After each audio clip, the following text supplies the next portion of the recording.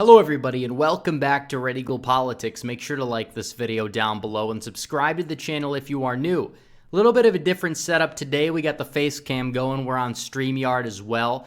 And I wanted to talk about a very important topic, and we touched on this earlier in the year quite a bit, but the Trump impeachment districts, because there's a lot of Republicans who we would like to primary, and we're going to get to all of that eventually in the coming weeks at hand here. But first, I think it's important that we get to the worst of the worst, and we do have to talk about them first and foremost. And then from there, we will start to get rid of a lot of the mediocres and the, people in that middle zone between weak and mediocre. And we're going to talk about the impeachment 10, the 10 representatives who actually voted to impeach President Donald Trump for doing nothing wrong.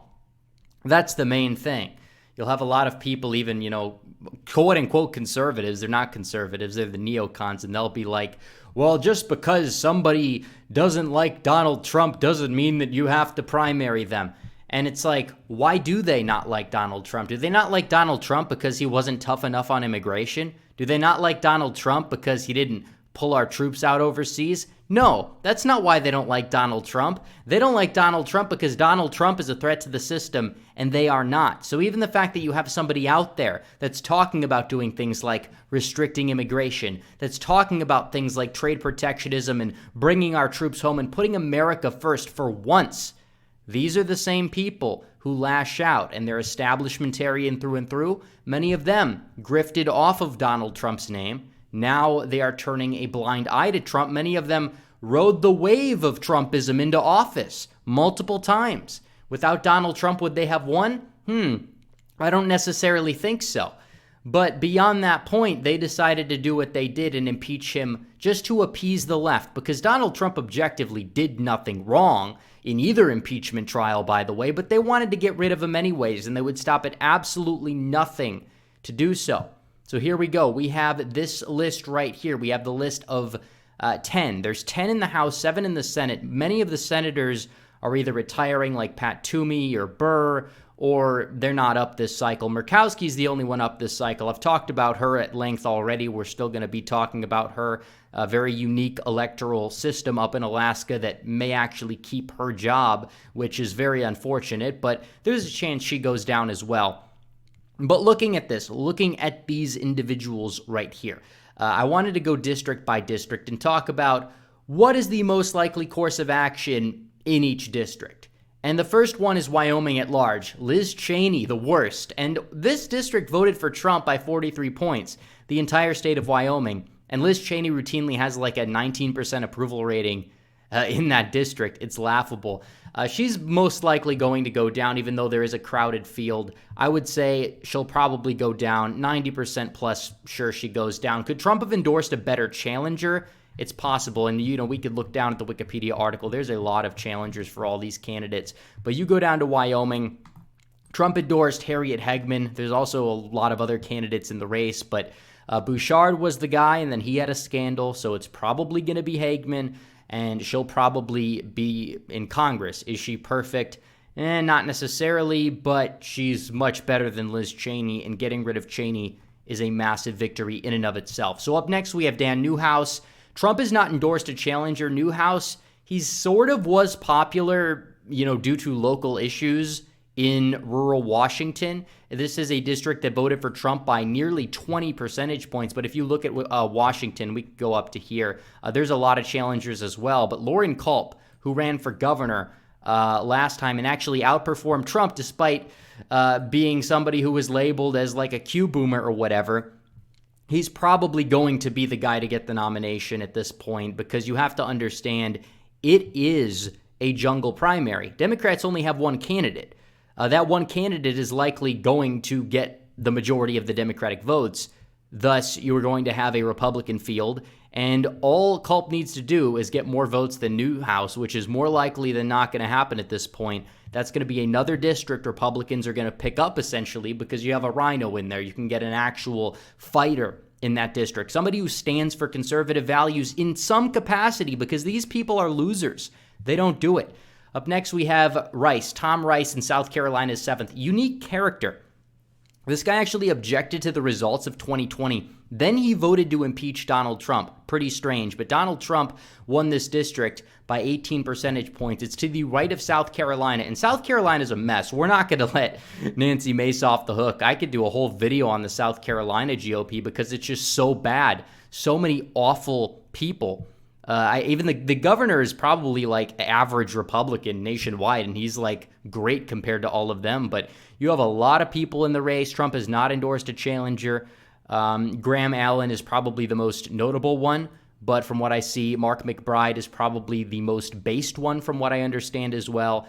And Trump has not endorsed a candidate in this race, but he likely will. And from there, we can go from there and basically look at it at that point and say, okay, whoever Trump endorses is likely going to get that nomination. So that's another race where you're probably going to unseat a RINO. Kinzinger, he's retiring. Red equals retiring on this like Excel table that I've crafted here. He's retiring. We don't have to worry about him anymore. The district's essentially gone. Gonzalez, Anthony Gonzalez. It's funny because there's 3 Tony Gonzalezes. And 2 of them have been in Congress, and 2 of them have been NFL players. It's very interesting. You have Tony Gonzalez, the Chad Tony Gonzalez for the Chiefs and the Falcons. That Tony Gonzalez who, you know, growing up playing like Madden 09, you just throw the ball up to him, he'd catch it every time. Good times, honestly. And then there's Anthony Tony Gonzalez, who was a wide receiver for the Colts. He caught a touchdown in one of those games. I think it was the third to last game that the Lions actually almost beat the Colts in that game, but that was when the Lions went 0-16. A little bit of tidbit of information there. And then you have Tony Gonzalez in Texas, who is the better congressman, but not by much. I mean, he voted for the 1-6 commission. He has been far from perfect, and he also is not necessarily the main, target on the target list, but I really wouldn't shed a tear if like Raul Reyes ran again against him and primaried him out there. But this Gonzalez is retiring. He's on his way out. We don't have to worry about him. That's a Trump plus 14 district. Now we get towards the swing districts. You have Jamie Herrera Bielser, who is a representative out of Washington's 8th district. And that is the district Joe Kent is running. And Joe Kent is awesome. He's awesome on all the issues. You really can't say that this guy is going to go down or that he's a bad candidate. Okay, it's the 3rd district, not the 8th district. My bad. It's called we do a little bit of making a mistake. But Joe Kent has the party apparatus, almost the whole party apparatus behind him, at least the grassroots side. He has Trump's endorsement. He's well liked by a large amount of people. And Jamie Herrera Bielser, the only way she's going to win is if she gets Democrats that are going to cross over and vote for her, which I don't think she's going to get enough, especially because there's only one Democrat in the race so far. A lot of the Democrat votes are going to go in his direction. Bielser, I think, will lose to Kent. Kent is a great candidate. All the issues, he's perfect on them. Immigration wants, a moratorium to a certain extent. He operates within our circles. He spoke at the APU event. I mean, he's a great guy all around. He's likely going to be the next congressman from Washington's 3rd, and I'm very happy about that. It's a, Trump plus 4 district that's probably going to be R plus 10 given the national environment in the midterms, if not even higher than that, especially because Kent has crossover appeal. You could say, well, he's, a really right-wing guy. He's a right-wing populist, nationalist, but he's got great optics. He's got a great story behind him, and he's a fighter. So hopefully he'll do well there. But Michigan 6, Fred Upton, he might actually retire too. The guy is old. And I cannot stand this guy. I cannot stand him. I lived in his state. Whirlpool man. He's Whirlpool man. Everybody knows him. Nobody likes him at this point. Nobody likes Fred Upton. He would have been a statewide official a long time ago if people liked him, and he knows that people don't like him. And Steve Carra, who I've worked with in the past before I even had my channel, or, just in the couple first months of the channel's inception, he's running. He'll be a great candidate. Definitely more like more of a paleo-libertarian type, but really good on the social issues, which is important. And he definitely will win and unseat Fred Upton if it's him against Fred Upton, barring some like redistricting stuff that we don't know what's going to happen. So that district, I think you're going to see a flip. Trump endorsed Carra. Trump also endorsed, what is his name, in Michigan's 3rd, John Gibbs. John Gibbs, who is a late arrival to the race, He is somebody who has worked, you could even say he's, worked in think tanks in D.C., but he worked in the Trump administration. He's been pretty good on policy. I mean, he's one of those guys who went out there and said, America is not an idea, it's our home, and we like to see that rhetoric. Tom Norton is who I originally endorsed before he jumped in the race, but I just don't think Norton has the chance. I think it's going to be Gibbs at this point. And I think Gibbs will probably win the primary against Peter Meijer. I think the minor candidates are probably going to get like a few percentage points each, and I think it's a midterm wave year. Peter Meijer has a lot of money. I wouldn't count him out, but John Gibbs with the Trump endorsement, it's very possible. It's possible. I'd say it's about 50-50 that Meijer gets primaried, maybe higher than that, but if the grassroots energy is what I expect it to be, you could even say it's 60-40. Up next, we have Catco in New York's 24th. That is a district that went for Biden by 9. I don't know if Trump is going to endorse a primary challenger in that district. He might, but it's likely just going to be a move to screw over Catco because Catco is just awful. But he's probably one of the only people who could logistically win in that district, unless you take into account the fact that we could have a red wave year. It's going to be hard to see Catco get primaried. I'm not against primarying Catco. I just don't know who's going to do it. Does he even have a primary challenger to begin with? I mean, we'd have to look into that.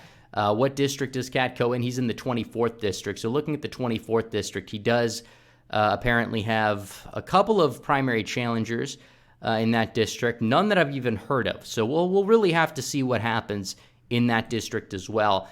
Valadeo in California's 21st, that went for Biden by 11. I don't think Trump is going to touch that, honestly. Valadeo has been pretty weak on like immigration, even illegal immigration. He's been pretty weak on it, but I don't really think Donald Trump is looking to primary challenge Valadeo, even in like the list of people he wanted a primary, and it was a long, long list of people. I think Nancy Mace was on there. You did not see David Valadeo on that list, and you do have a few candidates that are running. We'll see what happens. We'll see, who the best candidate is. Would I vote for Valadeo in a primary, in the jungle primary? I wouldn't, but I think it's unlikely that he gets primaried out of there. I'd say it's probably like a 20% chance at best. But beyond that point, it's not just primaries we have to worry about.